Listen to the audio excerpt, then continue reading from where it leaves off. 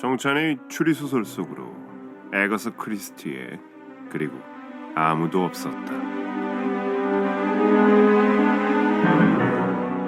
안녕하세요, 배우 정찬입니다. 자, 드디어 미스테리한 사건이 벌어졌죠. 갑자기 축음기에서 이상한 목소리가 흘러나오더니 섬에 모인 10명의 죄목을 일일이 나열했습니다. 다들 살인을 저질렀다는 명목으로 병정섬에 갇혀있게 된 거죠. 그런데 의문이 드는 것은 살인을 저질렀다면 감옥에 가거나 어떤 식으로든 처벌을 받았을 텐데 이 중 그 누구도 죗값을 받지 않았다는 겁니다. 그렇다면 이들이 정말 살인을 저지르긴 한 걸까요? 아니면 병정섬의 주인인 오웬이란 자가 그저 미치광이인 걸까요?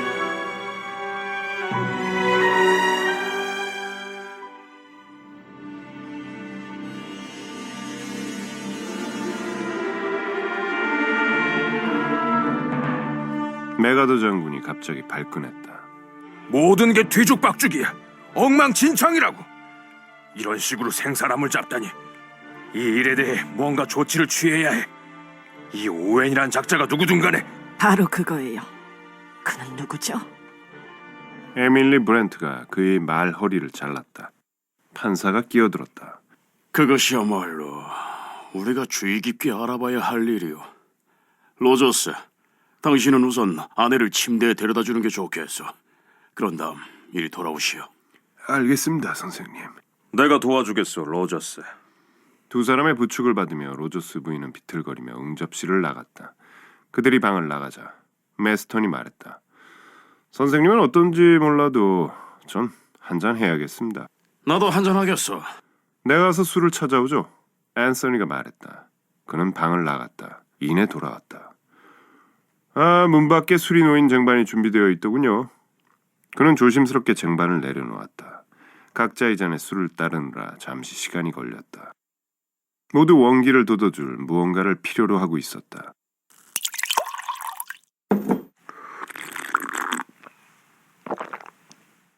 에밀리 브렌트만이 물 한 잔을 원했을 뿐이다.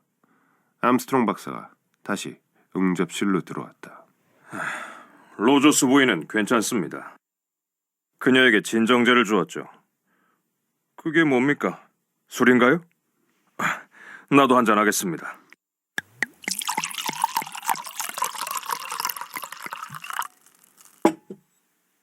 몇 사람이 두 번째 잔을 채웠다. 잠시 후 로저스가 돌아왔다. 워그레이브 판사가 진행을 맡았다. 그 방이 임시 법정이 된 셈이었다. 판사가 물었다. 자, 로저스, 우린 기필코 사실을 알아내야겠어. 이 오웬이란 사내는 누구요? 이 저택을 소유하고 있는 사람입니다, 선생님. 그건 나도 알고 있어. 내가 듣고 싶은 건 당신이 그 사람에 대해 뭘 알고 있는가 하는 거요. 대답할 수가 없습니다, 선생님. 전 한 번도 그를 만난 적이 없으니까요. 그 사람을 만난 적이 없다니. 그게 무슨 말이오? 제 아내와 저는 이곳에 도착한 지 일주일도 되지 않았습니다. 저희는 저희를 고용한다는 편지를 받았습니다. 어떤 직업 안내소를 통해서 말입니다. 플리머스에 있는 레지나 직업 안내소입니다. 그 편지를 갖고 있어. 우리를 고용한다는 편지 말입니까? 아니요, 선생님. 보관해 두지 않았는데요. 이야기를 계속하시오. 그러니까 당신네 부부는 편지로 고용되었군. 예, 그렇습니다, 선생님. 지정된 날에 도착하라고 되어 있었지요. 우리는 그렇게 했습니다. 이곳에는 모든 것이 정리되어 있었습니다. 창고에는 식품이 가득 차 있었고 모든 게 아주 훌륭했지요. 먼지를 닦아내는 것으로 충분했습니다. 그 외에는? 그뿐입니다, 선생님. 우린 역시 서면으로 하우스 파티가 열릴 테니 손님방을 준비해 놓으라는 지시를 받았습니다. 그리고 어제 오후 우편으로 오웬 씨의 편지가 도착했습니다. 두 분의 도착이 늦어질 터이니 손님 대접에 만전을 기하라는 것이었습니다. 그 편지에는 식사와 커피를 대접하고 축음기에 레코드를 올려놓으라는 지시가 담겨 있었습니다. 그 편지는 갖고 있어. 예, 그렇습니다, 선생님. 여기 있습니다. 로저스가 주머니에서 편지를 꺼냈다. 판사가 편지를 받았다. 발신지는 리츠 호텔이고 타이프로 작성됐군. 블로우가 날랜 동작으로 그의 곁으로 다가오며 말했다. 그 편지를 잠깐 보여주시겠소? 콜로네이션 타자기로 작성된 거군. 꽤 신형인데. 잘못된 키도 없고 종이는 N사인이요. 가장 흔하게 쓰이지. 이것만 가지고는 아무것도 알아낼 수 없어. 지문이 있을 수도 있지만 내 생각엔 남기지 않았을 것 같소. 워그레이브는 문득 관심이 가는 눈길로 그를 응시했다.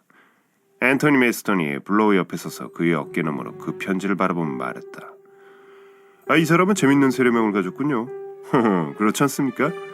얼링 노먼 오웬이라. 정말 특이하군요. 고맙습니다, 메스터 씨.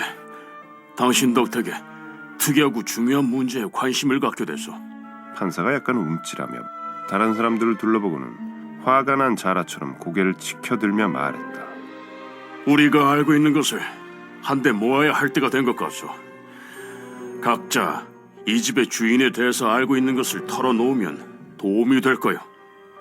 우린 모두 그의 손님이요. 내 생각에 우리 한 사람 한 사람이 어떻게 그의 초대를 받게 되었는지 자세히 이야기해보면 그게 도움이 될 것 같소. 이 모든 일이 이상하기 짝이 없어요. 전 편지 한 통을 받았는데 서명의 글씨를 알아보기 힘들었어요. 그 편지는 2, 3년 전 여름에 어떤 행락지에서 만난 여자가 보낸 것으로 돼 있었어요. 나는 편지를 보낸 사람이 아그덴이나 올리버일 것이라고 생각했어요. 올리버 부인이나 아그델 양과는 알고 지내는 사이니까요. 하지만 오웬이라는 이름을 가진 사람과는 만난 적도, 가깝게 지낸 적도 없답니다. 그 편지를 갖고 있습니까, 브렌트 양? 그럼요. 가서 가져오죠. 그녀는 자리를 떴다가 잠시 후 편지를 가지고 돌아왔다. 판사가 그 편지를 읽고는 말했다. 할 것 같은데. 클래슨 양, 당신의 경우를 말해주겠소. 베라는 자신이 비서로 고용된 과정을 설명했다. 메스턴? 전보를 받았죠. 잘 아는 사람한테세요. 배저 버클리라는 사람입니다. 전보를 받고 깜짝 놀랐죠. 그 사람이 노르웨이에 가 있는 줄 알았거든요. 나에게 이곳으로 달려오라는 내용이었습니다. 암스트롱 박사. 나는 이곳에 왕진을 온 겁니다. 알겠소. 이 일가를 전부터 알고 있었던 게 아니란 말이죠. 그렇습니다. 편지에는 동료 의사 이름이 언급되어 있더군요. 신뢰감을 주기 위해서였을 거요. 그래. 그리고 그 동료 의사는 지금 당신과 연락이 끊긴 사람이겠죠. 이런... 그렇습니다. 롬바드가 블로우를 응시하고 있다가 불쑥 입을 열었다. 여기 좀 보십시오. 금방 생각난 게 있는데. 잠깐만. 하지만 이건 한 번에 한 가지씩 이야기합시다, 롬바드 씨. 지금은 우리가 어떻게 해서 오늘 저녁 이곳에 오게 되었는지를 알아봐야 하오. 메가더저군. 편지를 받았어. 이 오웬이라는 사람에게서 말이오. 내 옛 친구 몇 명이 이곳에 올 거라고 해서 비공식적인 초대를 이해해달라면서 말이오. 안타깝게도 그 편지는 갖고 있지 않소. 롬바드 씨, 비슷한 얘기입니다. 초대장에는 잘 아는 친구들의 이름이 언급되어 있었습니다. 그 편지에 깜빡 속아 넘어갔죠. 그 편지는 찢어버렸는데요. 이제까지 우리는 이상한 일을 겪었소. 실체를 알 수 없는 목소리가 우리 각각의 이름을 들면서 죄상을 폭로했소. 이제 그 죄상에 관해 이야기해야 할 차례요. 그에 앞서 한 가지 흥미로운 문제가 있어. 그 목소리는 윌리엄 헨리 블로우라는 이름을 언급했어. 하지만 우리가 아는 한 우리 중에는 블로우라는 이름을 가진 이가 없어. 한편 데이비스라는 이름은 나오지 않았어. 그것에 대해 어떻게 생각하시오, 데이비스 씨. 블로우가 마뜩 차는 어조로 말했다. 들통났군. 데이비스가 내 진짜 이름이 아니라는 걸 인정하오. 당신이 윌리엄 헨리 블로우요? 그렇소. 당신은 이름만 속인 게 아닙니다. 아까 나는 당신이 거짓말을 하고 있다는 걸 알았습니다. 당신은 자신의 고향이 남아프리카의 네이틀이라고 했죠. 난 남아프리카 네이틀을 잘 알고 있는데 맹세코, 당신은 그곳에 발도 들여놓은 적이 없을 겁니다. 모두의 눈길이 블로우에게 쏠렸다. 분노와 의혹에 찬 눈길이었다. 앤토니 메스턴이 그에게 한 걸음 다가섰다. 그의 두 주먹이 불끈 쥐어져 있었다. 이 나쁜 자식 뭐라고 말 좀 해보시지! 블로우는 고개를 뒤로 젖혔다. 그의 각진 턱이 드러났다. 아, 이건 오해요. 난 면허증을 갖고 있고 그걸 보여줄 수도 있어. 난 런던 경찰국 수사과에 근무했었어. 지금은 플리머스에서 탐정사무소를 운영하고 있어. 그 일로 여기에 온 거라오. 누가 당신을 고용했어? 이 오웬이란 자요. 비용으로 상당한 금액이 동봉되어 있었고 편지에 내가 할 일이 설명되어 있었어. 손님으로 가장하고 하우스 파티에 참석하라는 것이었어. 당신들의 이름이 적힌 명단도 받았어. 난 당신들을 모두 감시해야 했어. 이유가 있을 거라니요. 오웬 부인의 보석 때문이었어. 오웬 부인이라니. 어처구니가 없군. 그런 사람은 있지도 않은데. 당신 말이 맞을 거예요.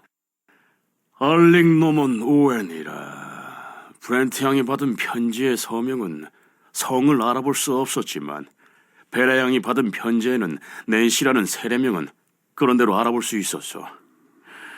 양쪽 다 약자가 갔어.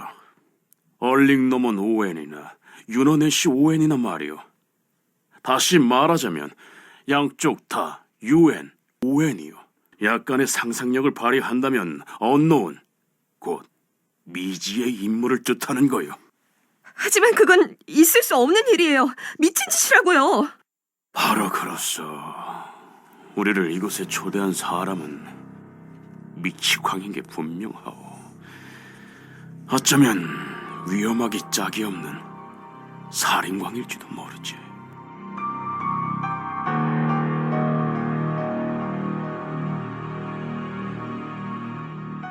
잠시 침묵이 흘렀다. 두려움과 당혹감이 어우러진 침묵이었다. 이윽고 작지만 또렷한 판사의 목소리가 다시 이어졌다. 이제 다음 조사로 넘어갑시다. 그 전에 내 경우를 덧붙이겠소. 그는 주머니에서 편지를 꺼내 탁자 위에 던졌다. 이 편지는 내 오랜 친구인 레이디 콘스탄스 컬밍턴이 보낸 것으로 되어 있어. 나는 여러 해 동안 그녀를 보지 못했어. 그녀가 동양으로 떠났기 때문이요. 이 편지는 그녀가 쓴 듯 애매하고 조리 없는 내용을 담고 있어. 모호하기 짝이 없는 표현으로 주인 부부에 대해 언급하면서 자신을 만나러 이곳으로 오라는 거요. 앞서와 똑같은 수법이라는 것을 알 수 있을 거요. 내가 이런 말을 하는 건 다른 증거와 부합하기 때문이요. 모든 것이 한 가지 흥미로운 사항으로 귀착되고 있어. 우리를 이곳으로 끌어들인 자가 누구든 간에 그 사람은 우리 각각에 대해 많은 것을 알고 있다는 거예요. 아니면 그런 사실을 알아내기 위해 어려움을 무릅썼을지도 모르지. 누군지는 모르지만 그는 나와 레이디 콘스탄스가 친구 사이라는 것은 물론 그녀가 어떤 식으로 편지를 쓰는지도 알고 있어. 그는 암스트롱 박사의 동료들과 그들의 현재 소재에 관해서도 알고 있어. 또한 메스터군 친구의 별명과 그가 어떤 식으로 전보를 보내는지, 브렌트 양이 2년 전 어디서 여름 휴가를 보냈는지, 그곳에서 어떤 사람들을 만났는지도 정확히 알고 있어. 아울러 메가더 장군의 옛 친구들에 대한 것도 말이요. 이처럼 그는 많은 것을 알고 있어. 그리고 우리에 관한 지식을 토대로 우리의 죄상을 폭로했어. 말도 안 되는 거짓말이요. 중상모략이란 말이요. 아, 도대체 무슨 일이 벌어지고 있는 건지 모르겠군. 정말 지독하군요. 악질이라고요. 거짓말입니다. 악의에 찬 거짓말. 우리는 둘 다. 워그레이브 판사는 한쪽 손을 들어올려 그 소동을 진정시켰다. 그는 주의 깊게 단어를 골라가며 말했다. 난 이렇게 말하고 싶소. 이 미지의 사내는 내가 에드워드 시튼이라는 사람을 죽였다고 해서 난 시튼을 분명하게 기억하고 있어.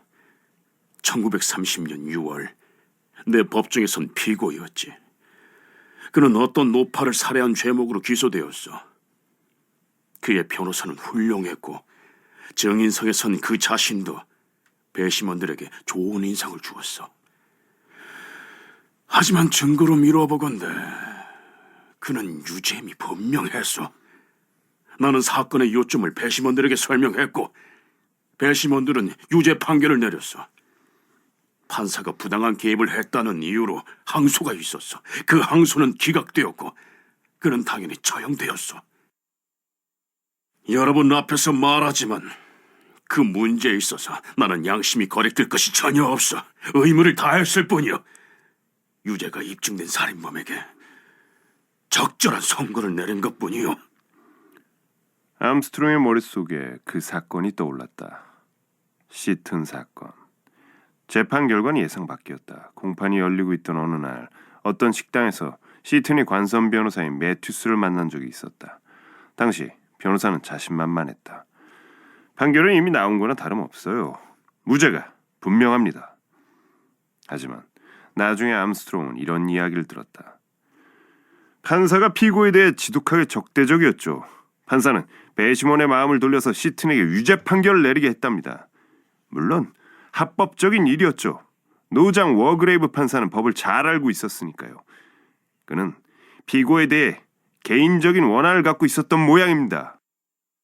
그 모든 기억들이 박사의 머릿속에 물밀듯이 밀려왔다. 그는 그런 질문을 하는 것이 지혜로운 일인지 생각해 볼 겨를도 없이 충동적으로 물었다. 판사님은 시튼을 알고 계셨던 것이 아닌가요? 제 말은 그 사건이 있기 전에 말입니다. 개구리를 연상시키는 뚜껑이 덮인 것 같은 판사의 두 눈과 그의 두 눈이 마주쳤다. 또렷하고 차가운 목소리로 판사가 말했다. 그 사건 전에 나는 시튼을 본 적도 없어. 암스트롱은 마음속으로 생각했다. 저자는 거짓말을 하고 있어. 그가 거짓말을 하고 있다는 걸 난 알아.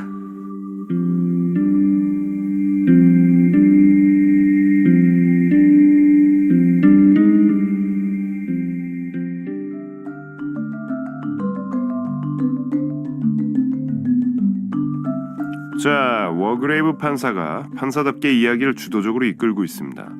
각자 어떻게 이 섬에 초대된 것인지, 오웬이라는 사람에 대해 알고 있는지에 대해서 말이죠. 그런데 자신을 데이비스라 속였던 블로워의 정체가 탄로나고 맙니다. 블로워는 자신을 변호하며 솔직하게 이야기를 털어놓지만 사람들은 의심의 눈초리를 보내죠. 블로워뿐만이 아닙니다. 이들은 서로가 서로를 믿지 못하게 됩니다. 하긴 이런 상황에서 어떻게 서로를 믿을 수 있을까요? 자, 이제 비극이 시작됩니다.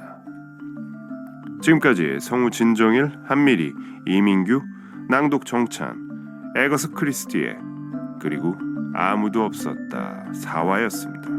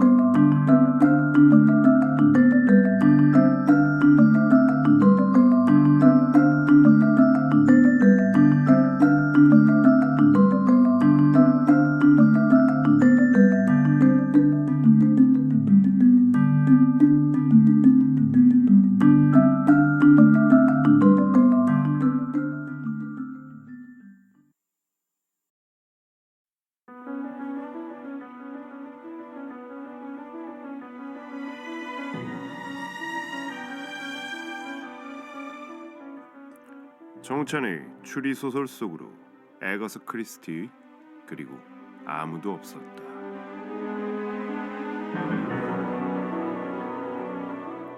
안녕하세요. 배우 정찬입니다. 추리 소설의 가장 큰 묘미, 누가 범인인가를 찾는 거죠. 그런데 섬에 모인 사람들은 아무리 추리를 해봐도 병정섬의 소유주 오웬에 대해서 알아낸 것이 없습니다. 자, 이렇게 되다 보니 사람들은 이제 다른 사람들이 정말 살인을 저지른 게 아닐까 의심을 하게 됩니다. 그래서 그들은 자신이 살인을 저지르지 않았다고 변호를 하기 시작합니다. 서로가 서로에게 말이죠. 자, 이제 우리가 그들의 말에 귀를 기울일 차례입니다. 의심의 날을 단단히 세우면서 함께 하시죠.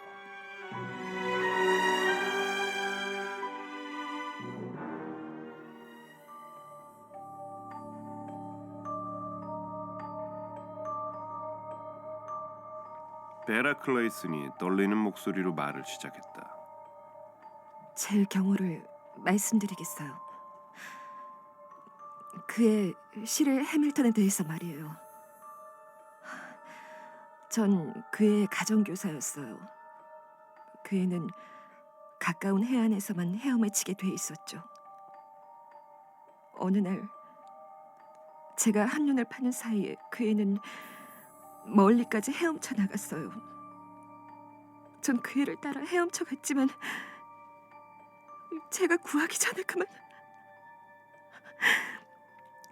끔찍한 일이었어요. 하지만 제 잘못이 아니었어요. 신문한 검시관도 제게 잘못이 없다고 했어요. 그리고 그의 어머니, 그분은 정말 마음씨가 고운 분이었어요. 그분도 나를 비난하지 않았는데 도대체 왜 이런 끔찍한 말을 들어야 하는 거죠? 이건 부당해요. 이건 부당하다고요. 자, 그만해요, 아가씨. 물론 그건 거짓말이요. 그자는 미추강이요. 미추강이 머리가 돌았단 말이오. 엉뚱한 망상을 하고 있어. 메가더 장군이 그녀의 어깨를 토닥이며 말했다. 해답이 나오지 않는 이런 이야기는 집어치우는 게 좋겠어. 하지만 아서 리치먼드라는 젊은이에 대한 이야기를 해둬야 할 것 같소. 그 이야기는 사실 무근이지만 말이오. 리치먼드는 내 부하 장교 중에 하나였어. 나는 그에게 정찰 임무를 맡겼어. 그곳에서 그는 전사했어. 전시에는 흔한 일이오. 정말이지 어이가 없어. 내 아내에 대한 중상모략 말이오. 내 아내는 더할 나위 없는 여자였어. 완벽했지. 카에사르 같은 군인의 아내로서 말이오. 메가더 장군은 자리에 앉았다. 그는 떨리는 손으로 콧수염을 쓰다듬었다. 그 말을 하는 게 매우 힘이 들었던 것이다. 롬바드가 입을 열었다. 그의 눈에 재미있어하는 표정이 떠올랐다. 그 원주민들은 그들은 어떻게 된 거예요? 그 이야기는 사실입니다. 난 그들을 유괴했답니다. 내 목숨을 살리기 위해서 말입니다. 우리는 덤불 속에서 길을 잃었죠. 나와 다른 두 사람이 남은 식량을 가지고 도망쳤답니다. 그 사람들을 굶어 죽게 내버려 두었다는 거요? 훌륭한 신사다운 행동이라고는 할 수 없겠죠. 하지만 자기 자신의 목숨을 구하는 것이야말로 인간의 제일 가는 의무 아닙니까? 게다가 원주민들은 죽는 걸 대단찮게 여긴답니다. 죽음에 대한 개념이 유럽인들과는 다르다니까요. 베라가 고개를 들었다. 그녀는 롬바드를 쏘아보며 말했다. 그들을 내버려 뒀다고요? 굶어 죽도록요? 그렇답니다. 그는 재미있다는 눈길로 겁에 질린 베라의 눈을 마주보았다. 앤토니 메스턴이 당황한 듯 느릿하게 말했다. 이제 생각이 나는군요. 존 콤스와 루시 콤스 말입니다. 케임브리지 근처에서 내 차에 치인 아이들 같습니다. 재수 더럽게 없었지. 워그레이브 판사가 신랄한 어조로 물었다. 그 아이들이 말이요, 당신이 말이요. 내가 말입니다. 물론 그 말도 맞습니다, 판사님. 그 아이들 역시 운이 더럽게 없었죠. 물론 전적으로 사고였습니다. 오두막 같은 데서 아이들이 갑자기 뛰어나왔답니다. 난 1년 동안 면허 정지 처분을 받았죠. 불편해서 혼났습니다. 그렇게 속도 위반을 하는 건 잘못이요. 정말 문제란 말이요. 당신 같은 젊은이들은 우리 사회의 위험한 존재들이요. 암스트롱 박사가 흥분해서 말했다. 앤서니는 무슨 소리냐는 듯이 어깨를 으쓱해 보이며 말했다. 아, 속도의 시대 아닙니까? 당연한 말이지만 영국 도로 사정은 형편없어요. 도대체 속도를 낼 수가 없다니까요. 그는 멍한 눈길로 자기 잔을 바라보더니 탁자에서 그것을 집어들고 사이드 테이블로 갔다. 자기 잔에 직접 위스키와 소다수를 따르며 그는 어깨 너머로 말했다. 아, 어쨌든 그건 내 잘못이 아니었어요. 이 사고였을 뿐입니다. 집사 로저스는 그동안 줄곧 침으로 입술을 적시고 두 손을 비틀어댔다. 이윽고 그는 나지막하고 공손한 어조로 입을 열었다. 제가 한마디 해도 되겠습니까, 선생님? 얘기하시오, 로저스 씨. 그 목소리는 저와 제 아내에 대해 얘기했습니다. 그리고 브래디 양에 대해서도요. 완전히 거짓말입니다, 선생님. 제 아내와 저는 브래디 양의 임종을 지켜보았습니다. 그분은 줄곧 건강이 나빴답니다. 저희가 그날 브래디 양의 집에 도착했을 때도 말입니다. 그분의 병세가 위독해진 날 밤에는 폭풍우가 몰아쳤습니다. 전화가 고장나서 병원에 전화를 걸 수가 없었어요. 그래서 제가 직접 의사를 부르러 갔습니다. 하지만 의사가 도착했을 때 그분은 이미 숨을 거두신 후였습니다. 저희는 그분에게 최선을 다했습니다, 선생님. 그분께 헌신했지요. 모두 그렇게 말할 겁니다. 저희를 비난하는 말은 한마디도 나오지 않았습니다. 단 한마디도요. 롬바드는 로저스의 경련하는 안면 근육과 마른 입술, 놀란 눈빛을 생각에 잠겨 응시했다. 그리고 커피 쟁반이 와장창 소리를 내며 떨어졌던 일을 상기했다. 과연 그럴까?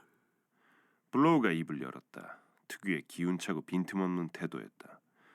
하지만 그 여자의 죽음으로 얼마 안 되긴 했지만 유산을 물려받았을 거예요. 안 그랬어? 로저스는 자세를 바로 했다. 그는 딱딱한 어조로 대답했다. 브래디 양은 우리가 헌신적으로 시중을 들어준 대가로 유산을 남겼습니다. 롬바드가 말했다. 당신의 경우는 어떻소, 블로우 씨? 내 경우라니? 당신의 이름도 목록에 들어있었지 않소? 아, 란더 말이요. 그는 은행 강도였어. 런던 상업은행이었지. 워그레이브 판사가 움찔 놀라며 말했다. 나도 기억나오. 내가 맡은 사건은 아니었지만 기억하고 있어. 란던은 당신이 제시한 증거 때문에 유죄를 선고받았지. 당신은 당시 그 사건을 맡은 경찰관이 아니었어. 맞소. 란던은 종신형을 선고받고 1년 후 다툼 후 교도소에서 죽었지. 그는 예민한 사내였어. 블로우가 말했다. 아, 그자는 악한이었어. 야간 경비원을 때려 눕힌 건 바로 그자였어. 범인이 그자라는 건 너무나도 명백했다고. 당신은 그 사건을 해결한 공로로 표창을 받았던 것 같은데. 덕분에 승진을 했어. 난 내 의무를 다했을 뿐이요. 롬바드가 웃음을 터뜨렸다. 쩌렁쩌렁 울리는 갑작스러운 웃음이었다.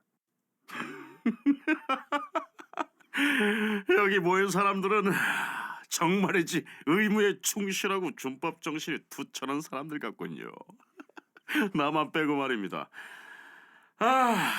당신은 어떻습니까, 의사 선생님? 대수롭지 않은 직업상의 실수였습니까? 아니면 불법적인 수술이었나요? 에밀리 브렌트가 혐오감에 찬 날선 눈길로 그를 쏘아보고는 몸을 약간 뒤로 뺐다. 암스트롱은 탁월한 자기 통제력으로 기분 나쁜 내색 없이 고개를 내저었다. 나는 그 얘기를 도통 이해할 수가 없소이다. 그 이름을 들었을 때 아무것도 떠오르는 것이 없었어. 뭐라고 했더라? 클리스? 클로스? 나는 그런 이름의 환자를 진료한 적도 어떤 식으로든 환자가 죽은 기억도 없어. 정말 영문 모를 이야기야. 물론 1925년은 오래전이야. 병원에 근무할 때 그런 수술을 했을 수도 있어. 너무 늦게야 병원에 온 이들 말이야. 그런 경우는 너무나도 많소. 그리고 그런 환자가 죽으면 사람들은 언제나 그게 외과 의사의 실수라고 생각한다. 그는 고개를 내저으며 한숨을 내쉬었다. 그리고 생각했다. 취해 있었어. 바로 그 일이야. 잔뜩 취해 있었는데 수술을 했어. 도무지 집중이 안 되고 두 손이 떨렸지. 내가 그녀를 죽인 게 분명해. 가엾은 노부인. 맨정신이었다면 간단한 수술이었는데 내가 직업상 신임을 받고 있었던 게 다행이었어. 물론 담당 간호사는 알고 있었지만 입을 다물었지. 맙소사, 그 수술 후에 얼마나 충격을 받았던가. 가까스로 나를 추스렸지. 하지만 숱한 세월이 흐른 지금 도대체 누가 그 일을 알아낸 것일까?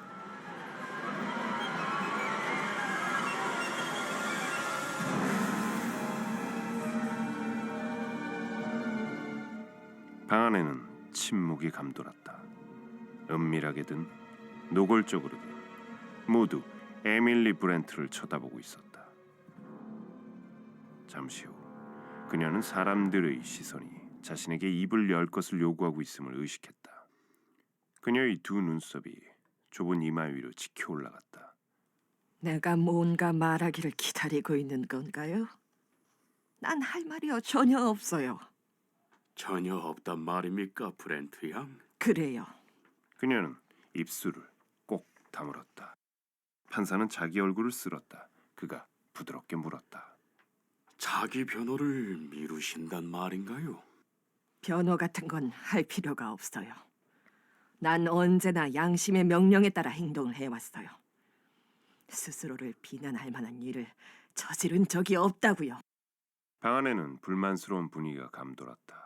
하지만 에밀리 브렌트는 여론에 밀려 자기 뜻을 굽히는 사람이 아니었다.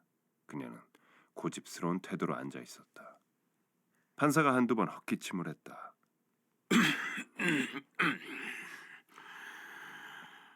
우리의 조사는 이쯤 해둡시다.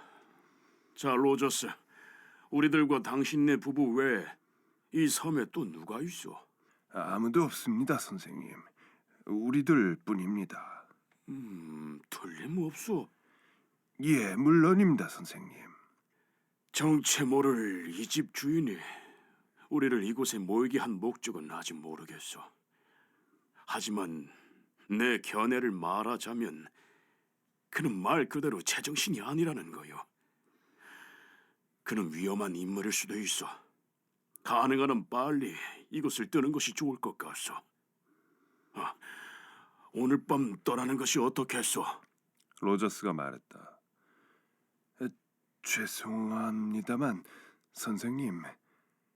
하지만 이 섬에는 배가 없는걸요. 배가 한 척도 없다고? 그렇습니다, 선생님. 그렇다면 어떻게 육지와 연락을 갖는단 말이오? 프레드 네르코트가 아침마다 이곳에 옵니다, 선생님. 그는 빵과 우유와 우편물을 가져오지요. 지시도 말입니다. 그렇다면 내일 아침 네로코트의 배가 도착하는 대로 모두 떠나는 편이 좋을 것 같소. 한 사람만이 이 일을 제기했을 뿐 모두 입을 모아 찬성했다. 대다수의 의견에 동의하지 않은 사람은 앤서니 메스턴이었다. 좀 비겁한 것 같지 않습니까? 비밀을 밝혀내고 떠나야죠. 모든 것이 탐정 소설 같잖아요. 정말이지 스릴 만점이군요. 이 나이가 되고 나니 자네가 말하는 스릴 같은 건 맛보고 싶지 않다네. 법에 얽매여 사는 삶이 갑갑하게 짝이 없지 않습니까? 난 범죄를 지지한단 말입니다. 건배합시다. 그는 자기 술잔을 들어올려 한 모금 길게 마셨다. 너무 서둘러 마신 모양이었다. 사례가 들린 모양이었다. 아주 지독하게. 그의 얼굴이 일그러지더니 시뻘개졌다.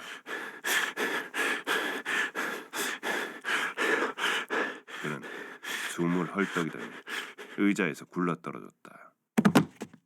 그의 손에서 술잔이 떨어졌다. 너무나도 갑작스럽고 예상치 못한 일이었는지라 모두 한동안 숨을 죽였다. 그들은 바닥에 쓰러진 사람을 멍하니 응시했다. 이윽고 암스트롱 박사가 달려가 메스턴의 곁에 주저앉아 그를 들여다보았다.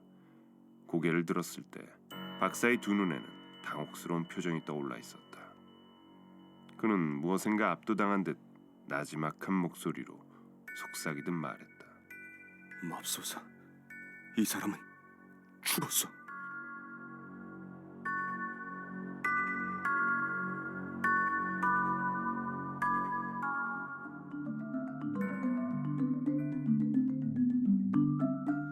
드디어 사건이 터졌습니다. 앤서니 메스턴이 술을 마시다가 갑자기 죽었어요. 이것이 과연 우연하게 일어난 죽음인지 아니면 그 죽음이 예정돼 있었던 건지 궁금해지는데요. 이쯤에서 죽음기가 들려줬던 앤서니 메스턴의 죄명을 떠올려 보도록 하죠. 그는 두 아이를 차로 치어 죽였는데 면허가 1년간 정지돼서 불편했다며 투덜거렸죠. 양심의 가책을 전혀 느끼지 못한 이 사건, 죽음기가 들려줬던 것처럼 살인이라고 봐도 될까요? 지금까지 성우 진정일, 한미리, 이민규, 낭독 정찬, 에거서 크리스티에 그리고 아무도 없었다 5화였습니다.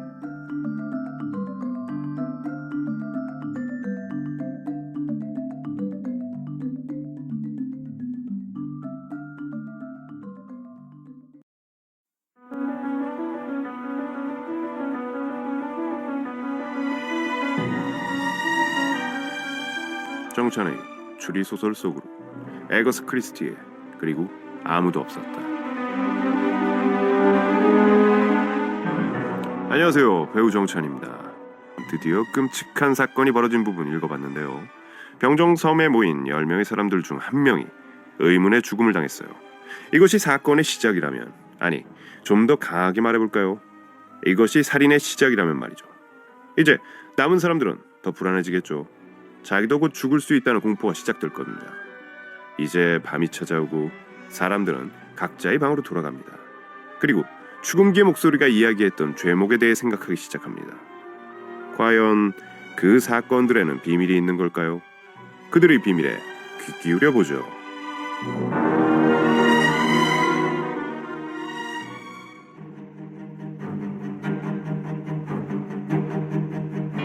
암스트롱 박사는 죽은 사내의 얼굴을 들여다보았다. 그는 파랗게 변한 일그러진 입술에 코를 대고 냄새를 맡았다. 그런 다음 앤서니 메스턴이 마시고 있던 술잔을 집어들었다. 메가더 장군이 물었다. 죽다니. 선생 말은 이 친구가 살해들려서 죽었단 말이오? 숨이 막혔다고도 할 수 있습니다. 이 사람은 질식사한 겁니다. 사람이 이렇게 죽을 수 있다는 얘기는 들어본 적이 없어. 그저 살해들린 것뿐이잖소. 죽음은 우리의 삶 한가운데 있어요. 에밀리 브렌트가 또렷한 목소리로 말했다. 암스트롱 박사가 일어섰다. 그렇지 않습니다. 살해들린 것만으로 사람이 죽을 수는 없어요. 메스턴의 죽음은 이른바 자연사가 아닙니다. 위스키 속에 뭔가가 있나요? 그래요. 뭔지 정확히 말할 수는 없지만 말입니다. 청산 화합물의 일종인 것 같습니다. 시큼한 청산 냄새가 강하지 않은 것으로 보아 청산가리인 듯합니다. 이건 즉각 효과를 발휘하죠. 그게 그의 잔에 들어있었단 말이오. 그렇습니다. 의사는 술이 놓여있는 탁자로 다가갔다. 그리고 위스키의 마개를 열고 코로 냄새를 맡은 다음 혀로 맛을 보았다. 그런 다음 소다수도 맛을 보았다. 그는 고개를 내저었다. 둘 다 괜찮은데. 당신 말은 그가 직접 그 약을 자기 잔에 탔단 말입니까? 그런 것 같습니다. 암스트롱은 묘하고 석연치 않은 표정으로 고개를 끄덕였다. 블로우가 물었다. 자살이란 말이요? 정말 이상한 일인데. 그 사람이 자살했다니 믿을 수가 없어요. 그렇게 활력이 넘치던 사람이 그는 삶을 즐기고 있었어요. 오늘 저녁 차를 몰며 언덕을 내려오는 그의 모습은 정말이지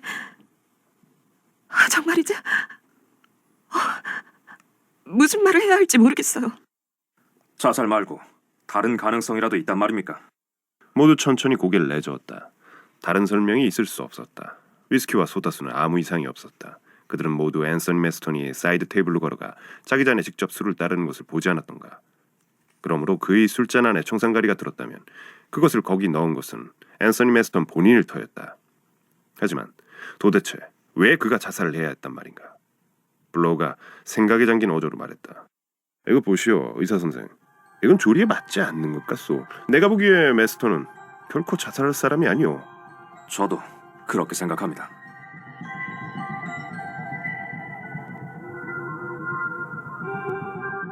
다시 아래층으로 내려온 그들은 밤 기운이 차지 않았음에도 모두 으스스 몸을 떨며 모여 서 있었다.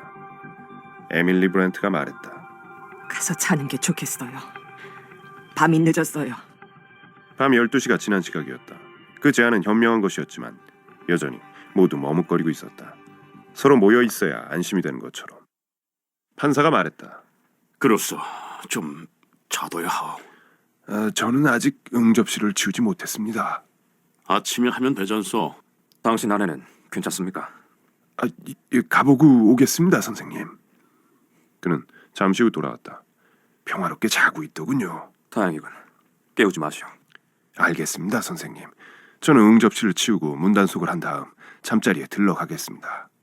그는 홀을 가로질러 응접실로 들어갔다.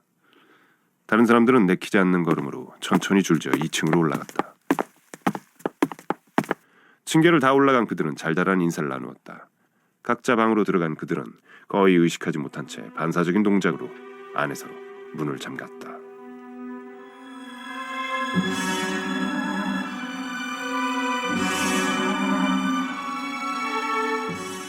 편안하게 느껴지는 파스텔조의 방 안에서 워그레이브 판사는 옷을 벗고 잠자리에 들 준비를 했다.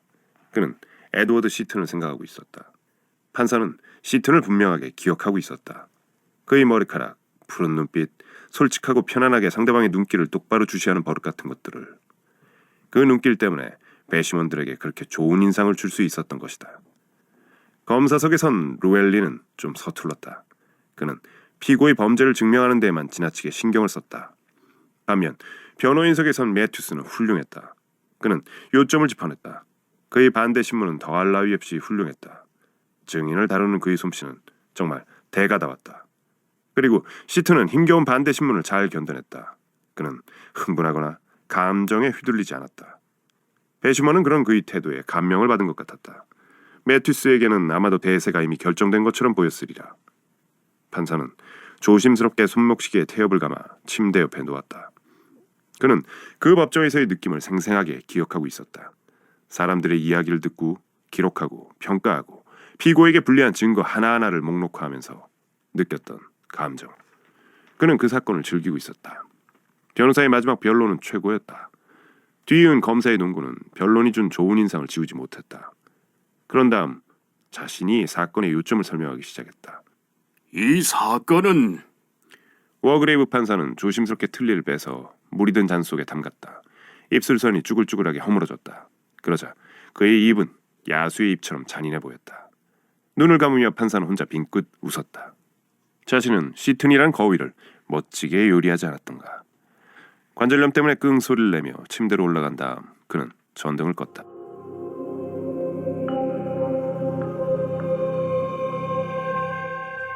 아래층의 응접실로 들어간 로저스는 어리둥절한 채 서 있었다. 그는 탁자 한가운데 놓인 도기 인형들을 물끄러미 바라보았다. 그는 혼자 중얼거렸다. 정말 이상한 일이야. 틀림없이 10개가 있었는데.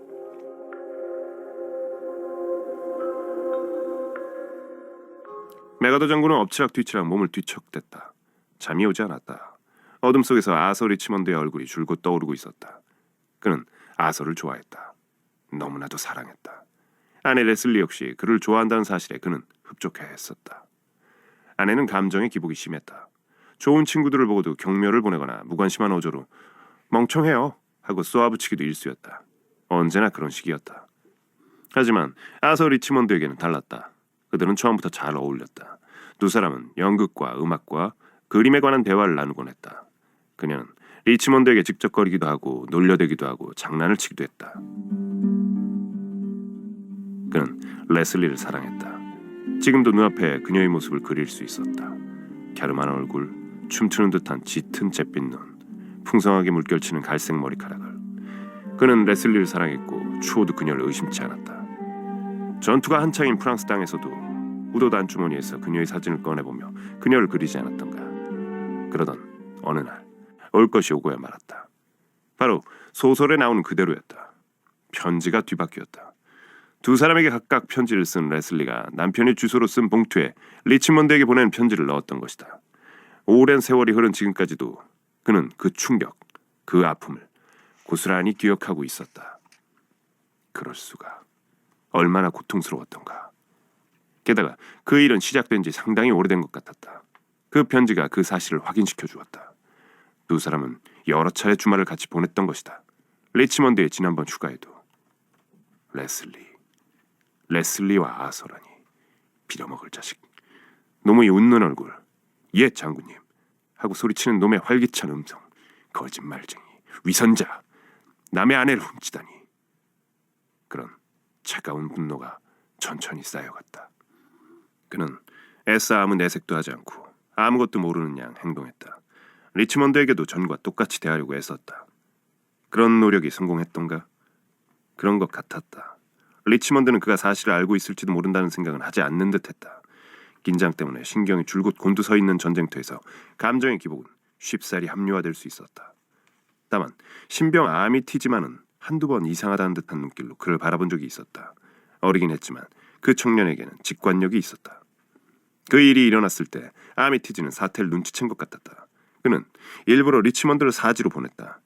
기적이 일어나지 않고는 그곳에서 무사히 돌아올 수 없을 터였다. 그리고 기적은 일어나지 않았다. 그랬다. 그는 리치먼드를 죽음으로 내몰았고 그 사실에 아무런 죄책감도 느끼지 않았다. 그것은 어렵지 않은 일이었다. 실수는 흔한 일이었고 장교들은 특별한 이유 없이 사지로 파견되곤 했다. 모든 것이 혼돈이고 공포였다. 나중에 이런 뒷소리 정도는 나올 터였다. 노장군 메가다가 침착을 잃고 큰 실수를 저질렀어. 훌륭한 부하 몇 명이 희생되었지. 더 이상의 이야기는 나오지 않을 터였다. 하지만 신병 아미티즈만은 달랐다. 아미티즈가 그를 바라보는 눈길에는 의혹이 서려 있었다. 아미티즈는 그가 리치먼드를 고의적으로 사지로 파견했다는 사실을 눈치챈 듯했다. 전쟁이 끝난 후 아미티즈가 그 이야기를 떠벌린 것일까? 레슬리는 그 사실을 모르고 있었다. 짐작컨대 그녀는 연인의 죽음에 눈물을 흘렸겠지만 그가 영국으로 돌아왔을 때에는 그녀의 눈물도 말라 있었다. 그는 자신이 사실을 알아냈다는 말을 그녀에게 하지 않았다. 그들은 함께 살았다. 하지만 그녀는 왠지 전과 달라진 것 같았다. 3, 4년 후에 그녀는 양측 폐렴에 걸려 세상을 떠났다. 오래전의 일이었다. 15년, 16년 전이었던가.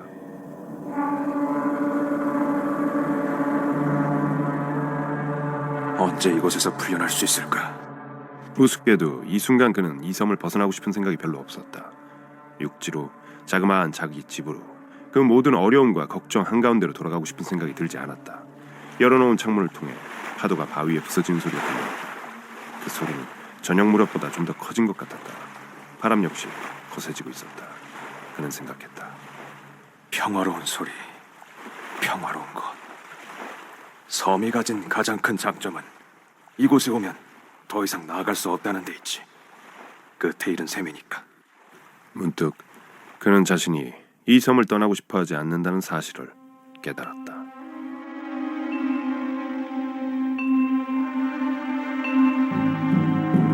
베라클라이스는 말짱한 정신으로 침대에 누워 천장을 응시하고 있었다. 침대 옆에 스탠드가 켜져 있었다. 어둠이 두려웠다.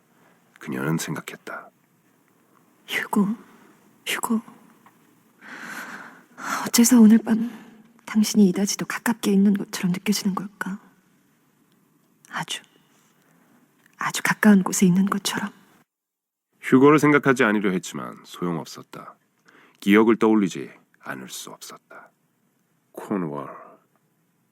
검은 바위, 매끄러운 노란 모래, 풍채 좋고 사람 좋은 해밀턴 부인.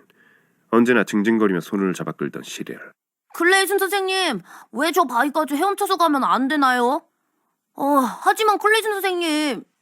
고개를 든 그녀는 자신을 바라보고 있는 휴고의 눈길과 마주쳤다. 그날 저녁 시릴이 잠자리에 들고 나자 산책을 나갑시다, 클레이슨 양. 좋아요. 달빛, 대서양의 부드러운 대기. 사랑해. 당신을 사랑해. 내가 당신을 사랑한다는 거 알지, 베라? 난 당신에게 결혼해달라고 할 수가 없어. 난 무일푼이야. 나 혼자 먹고 사는 게 고작이지. 이상하게 들리겠지만 석 달 동안 부자가 되리라는 기대에 차서 산 적이 있었어. 시릴이 태어난 건 모리스 형이 죽은 후 3개월 후였으니까. 만약 그 애가 여자아이였다면. 만약 그 아이가 여자아이였다면 휴고는 형의 재산을 고스란히 물려받았으리라. 그 사실에 절망했었노라고 그는 고백했다. 물론 그것에 온 희망을 걸고 있었던 건 아니야. 하지만 타격을 입은 건 사실이지. 이런 요행은 요행에 지나지 않아. 시릴은 좋은 아이야. 난 정말이지 그 애를 사랑해. 그는 시리를 귀여워했다. 언제라도 어린 조카와 놀아주고 그 애의 놀이상대가 되어주곤 했다. 휴고는 천성적으로 아기 같은 것을 품지 못하는 사람이었다. 시리는 몸이 약했다. 활기 없는 허약한 아이였다. 장성하기 전에 죽을 수도 있었다. 그렇게 되면 클레이슨 선생님, 왜 저 바위까지 헤엄쳐서 가면 안 되나요? 너무 멀잖아, 시릴. 하지만 클레이슨 선생님. 베라는 자리에서 일어섰다. 그녀는 화장대로 가서 아스피린 3알을 먹었다. 잘 듣는 수면제를 갖고 올걸. 나라면 베로날 같은 수면제를 잔뜩 먹고 자살하는 쪽을 택했을 거야. 청산가리 같은 건 싫어. 벽난로 선반을 지나면서 그녀는 액자 속의 동시를 올려다보았다. 10 꼬마 병정이 밥을 먹으러 나갔네. 하나가 살에 들었네. 그리고 9이 남았네. 그녀는 생각했다. 무시무시하군. 오늘 밤 벌어진 일과 똑같잖아. 앤서니 메스터는 어째서 자살한 것일까? 그녀는 죽고 싶지 않았다. 자살 같은 것은 상상도 할 수 없었다. 죽음은 다른 이들에게나 해당되는 것일 뿐.